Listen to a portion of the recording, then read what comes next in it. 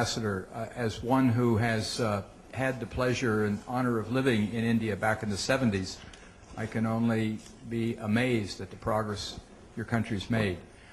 My own organization has been focusing on jobs for youth in the Middle East, and I wonder if there's some lessons that we could learn from the Indian experience, particularly in this new area of green jobs, given the science and technology emphasis in India. By the way, my organization is the Education for Employment Foundation. My name is Mike Hager. Well, thank you for your comment. I think employment generation is a key objective for India, and that's why it's our intention to build the economy on a very broad basis, because if we build it only riding on the back of a single sector, we will not be able to provide the kind of employment that is required. While the IT sector will employ those who are highly qualified, or the knowledge sector will employ those who are highly qualified, it is manufacturing which is going to provide jobs for people who may not have the kind of educational background to be productive in the high-tech services economy. And then the third element will be agriculture, where we will try to trigger the next leap in agricultural productivity with an emphasis on agri-businesses and food processing, so that there can be a more orderly transition to the urban economy of some of our rural population. But clearly, green jobs will be an interesting new area. In India, we already have 9% of our installed generating capacity today, which comes from renewables. This is mainly wind energy and microhydel.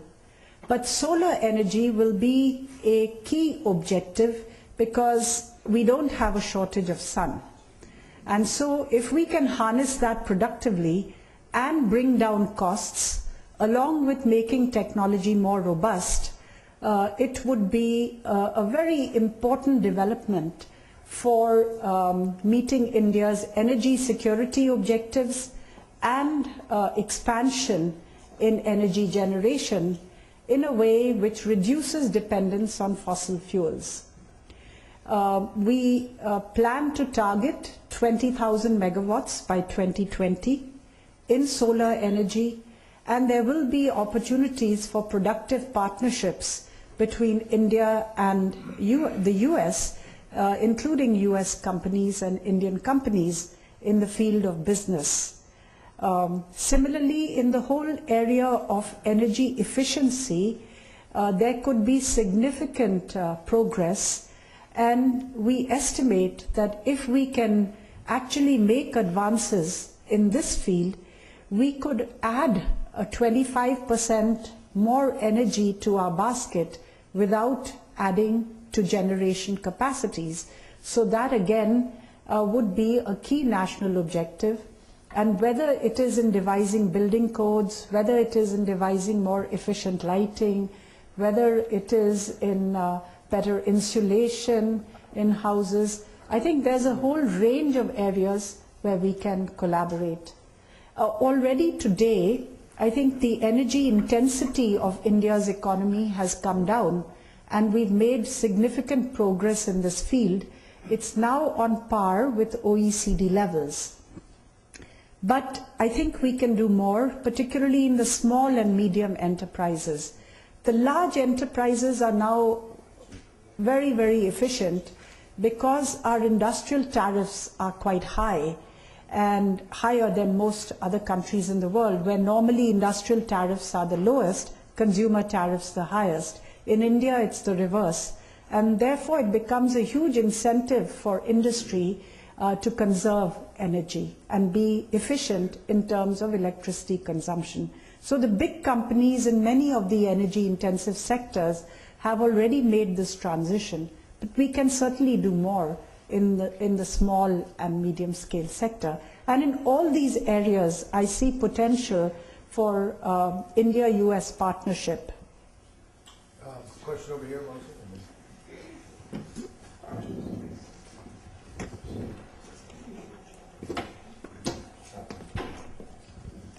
Thank you, Madam Ambassador. That was a very interesting talk you've given. My name is Mohsin Khan. I'm at the Peterson Institute, and since you realized very quickly from my question, I'm from Pakistan. You alluded to this issue, and you painted a very bright picture for India, and it's very impressive. But one of the problems in the medium and long term is going to be the fact that you are in a neighborhood where you have a country with 160 million people next door to you, which is in fact, put it nicely, has great signs of instability. This is going to be a problem for India's future, and I was wondering what your thoughts were on that, if you could elaborate on the point you made about security. I assume it was alluding to Pakistan. Well, I think we have a strong commitment to peace and stability in the neighborhood, and we wish Pakistan well because a moderate, stable and democratic Pakistan will be in India's interest. We also have a commitment to the stability and development in Afghanistan, and we have committed $1.2 billion, over $1.2 billion to Afghanistan's development, helping to build roads, schools, hospitals, and so on, and undertaking development projects so that we can contribute towards this process. As I said, we wish Pakistan well, and we hope that the national narrative can become one more focused on economic progress and growth. And ultimately, this is something which the people in Pakistan will have to achieve for themselves with the support of the international community.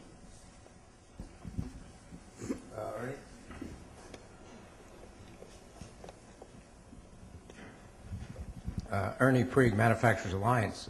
I also want to thank you for your comprehensive, excellent presentation of this whole economic reform story out of India. But I wanted to raise a question about that in terms of trade policy, which you didn't get into, but that's been another quite amazing transformation. 10 or 15 years ago, India was the most protectionist country, according to the WTO. We've reduced your trade barriers unilaterally, and you've also been undertaking some very important bilateral free trade agreements the last few years, which is what I wanted to ask a question about. You did quite a comprehensive free trade investment center with Singapore in 2005, a big success. Earlier this year with South Korea, an industrialized country. You're well advanced in negotiations for the FTA with EU and Japan.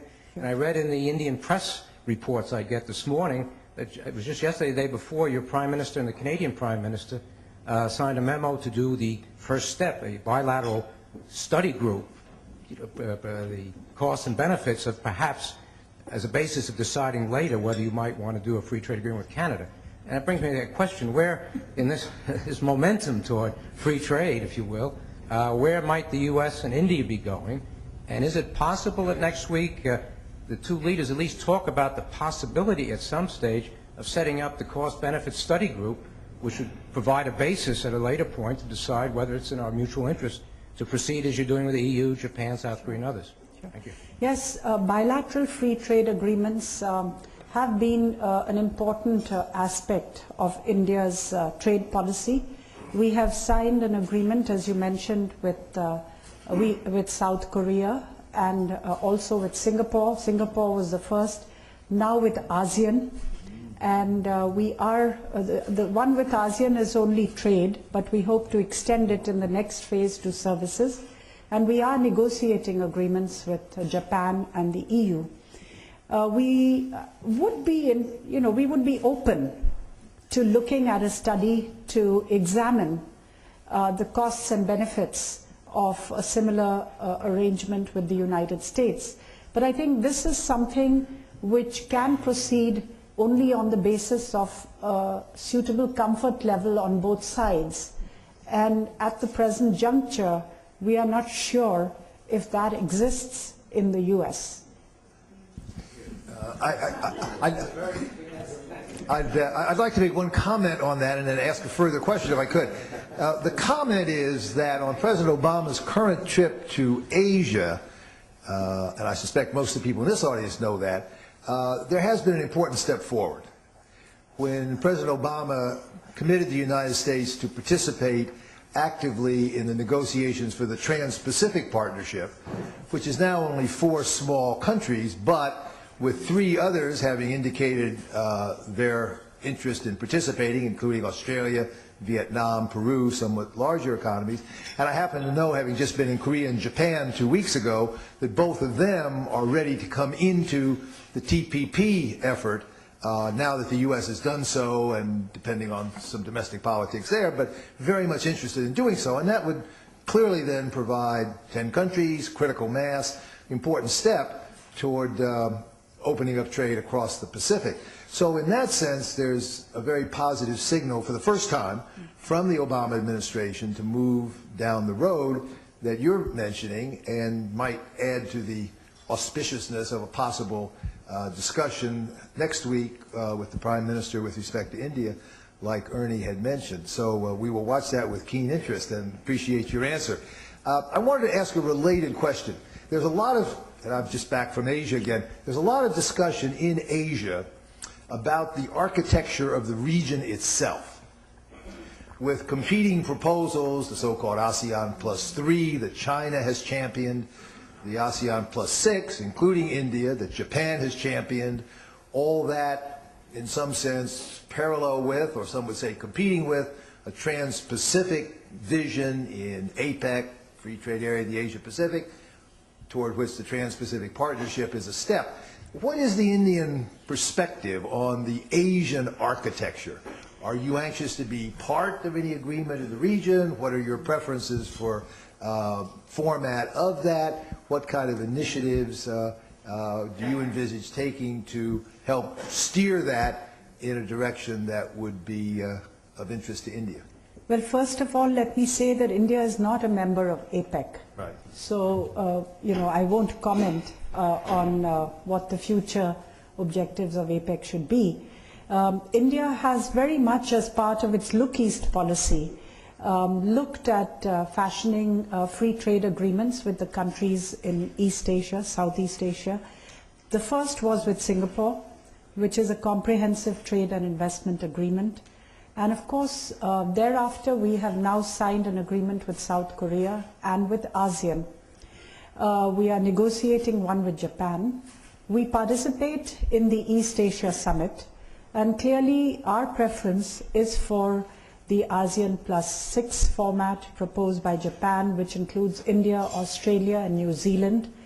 And of course, we see this, all these different efforts as building blocks to the emergence of an Asian community in future.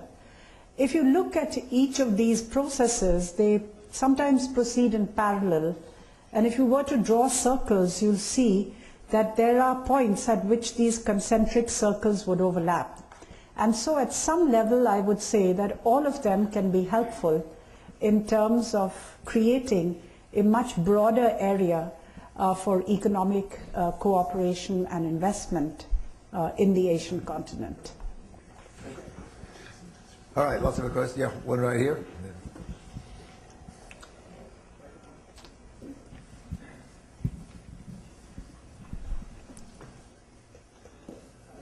I'm Alfred Regner. I'm the publisher of the American Spectator.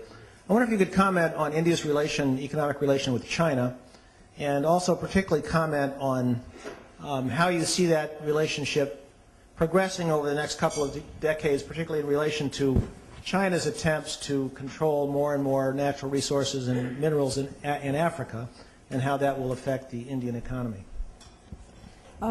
I would draw your attention to the remark made by our Prime Minister, Dr. Manmohan Singh, that the world is large enough to have 2 big economies like India and China growing simultaneously, and if they continue to grow, they could in future become engines of the global economy.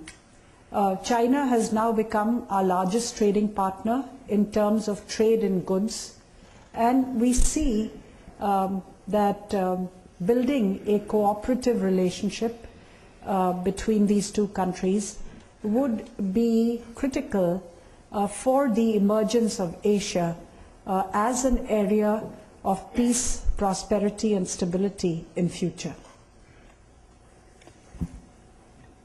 Right. Yeah. Thank you very much, Ambassador, for your remarks. My name is Stephen Kaplan, the National Intelligence Council. I'd like to know, you've just arrived, so to speak, in this new iteration of your career, which everyone here is looking forward to the evolution of as it goes along with the new administration here. If you are thinking in terms of where you'd like to be 3 or 4 years from now, at the end of this administration, toward several years into your being here, can you tell us the several things you would like to accomplish in this period, and what the difference between now and then might be in the U.S.-Indian relationship? Well, I would hope that we would develop our relationship on a very broad-based, in a very broad-based manner, not focusing on any specific sector, but really creating a facilitative framework to allow partnerships to flourish in a range of areas. I would hope that we would work our way through some of the constraints in developing our economic and defense cooperation in terms of the regulatory frameworks which exist at present and which constrain the ability to reach our full potential.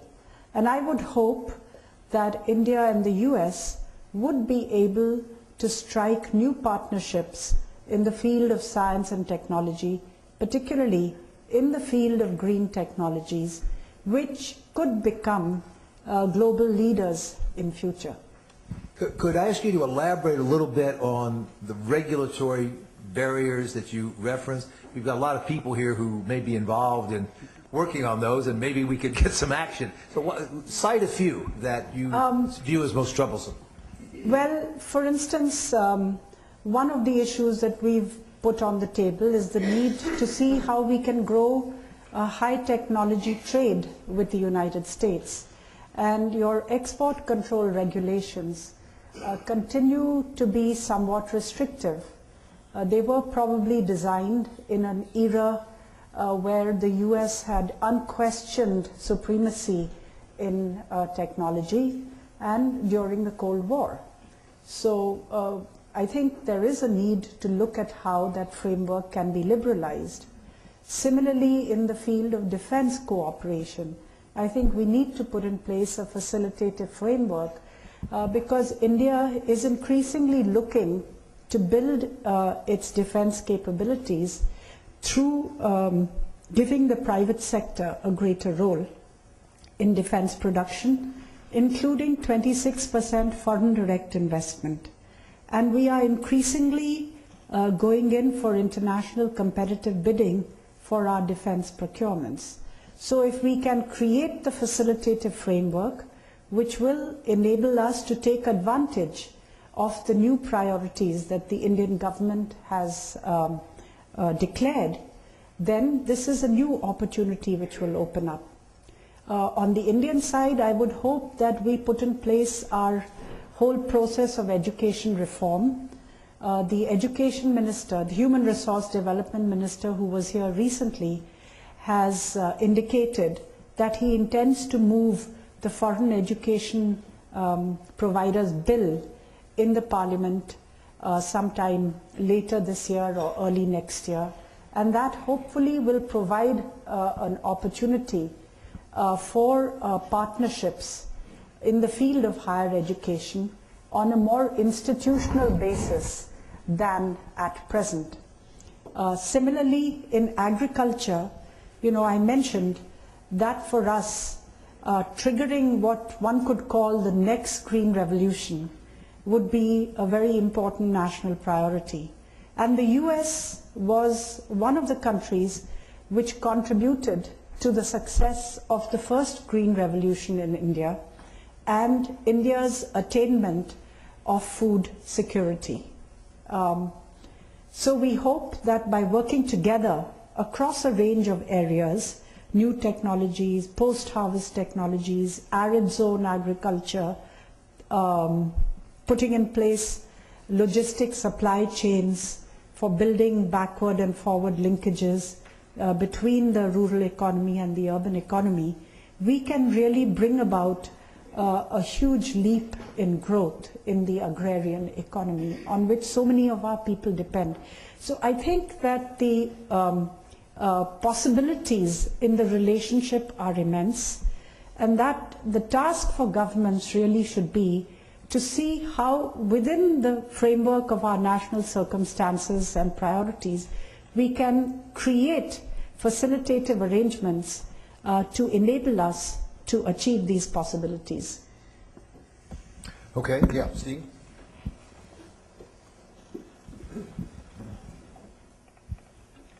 Madam Ambassador, thank you, Fred. Steve Wiseman of the Peterson Institute.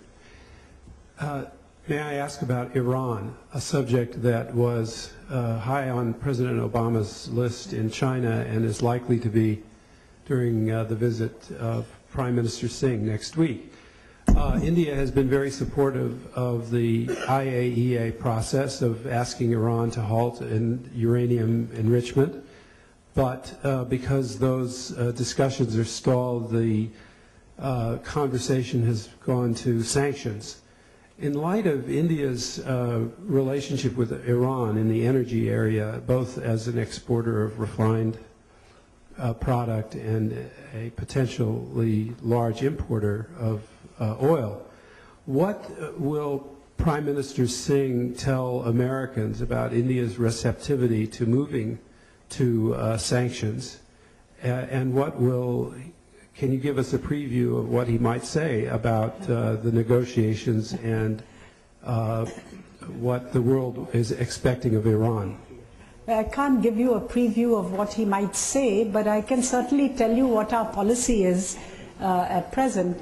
First of all, we do not support a nuclear Iran. We have said that while Iran has the right to peaceful uses of energy, nuclear energy, they must also fulfill their obligations as signatories of the Non-Proliferation Treaty. We have voted against Iran in the IAEA and have supported the IAEA process, as you mentioned, as a means to resolve all outstanding issues regarding the program. And we have encouraged Iran to cooperate in this process.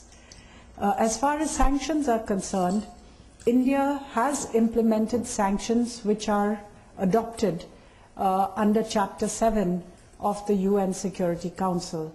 And we have done that for all cases, not just Iran. Clearly, in terms of evolving any consensus on what measures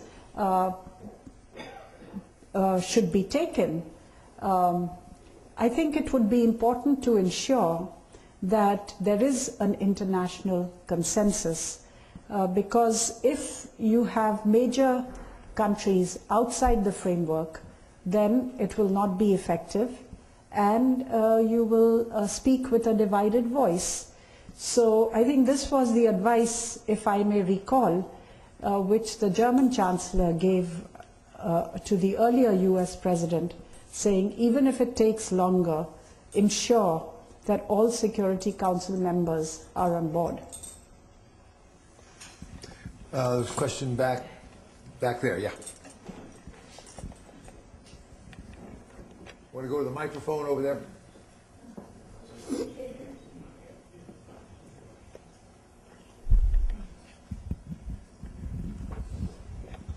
Thank you, Ambassador, very much for your excellent talk. Since the conversation has moved to Asia, may I ask what you think the impact of President Obama's meetings with President Hu Jintao and the various joint declarations that have been made, which seem to offend against India's core national interests, what do you think will the effect be on Prime Minister Manmohan Singh's meetings with President Obama, if any? Would you identify yourself? Pardon? Please identify yourself. Oh, I thought I did. Surjit Mahan Singh, American University. I would say that India looks to build its relationship with the US not at the cost of any country and not directed against any country. So we look at how our relationship with the US is developing rather than comparing how we stand vis-a-vis the US's relationship with other countries. Yeah. Sam Gilston with Washington Tariff and Trade Letter. Thank you, Madam Ambassador. You mentioned briefly the Doha round and WTO. Last year when the WTO Doha round talks collapsed, much of the blame was placed on India for resistance to making new offers in industrial tariffs and for demanding special safeguard mechanisms in agriculture. With plans for trying to make some progress in 2010, what can we expect from India in the coming year to change its policies and perhaps be more forthcoming in helping reach an agreement? I would say that progress can only be on the basis of a willingness on all parties to move ahead and not just on one party.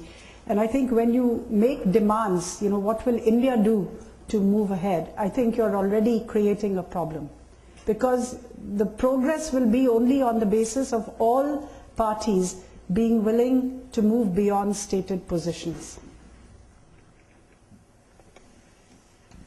But let me say that India took the initiative in September to convene a mini-ministerial to restart the Doha process.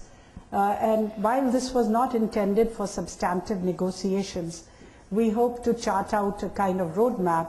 And since then, there has been agreement that at least expert-level re-engagement will commence.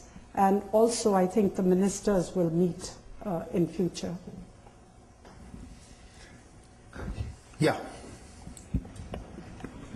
Works. Jim Berger from Washington Trade Daily, Madam Ambassador. You talked about the importance of high technology trade with the United States, and there's been, I guess, some threats by the Commerce Department to make an announcement on Indian companies or companies in India that would be part of the new program on license-free export. You know if that will be announced next week? Or? Well, if you have any information, please do give it to me. Okay, anybody else? If not, Madam Ambassador, let me thank you very warmly for sharing so many thoughts with us, for helping pave the way for next week's historic meeting. We wish you and your government the best of success in that. We too look forward to intensifying the relationships between our two countries, and we wish you well in achieving that during your tenure here as ambassador. Thank you very, very much. Thanks to all.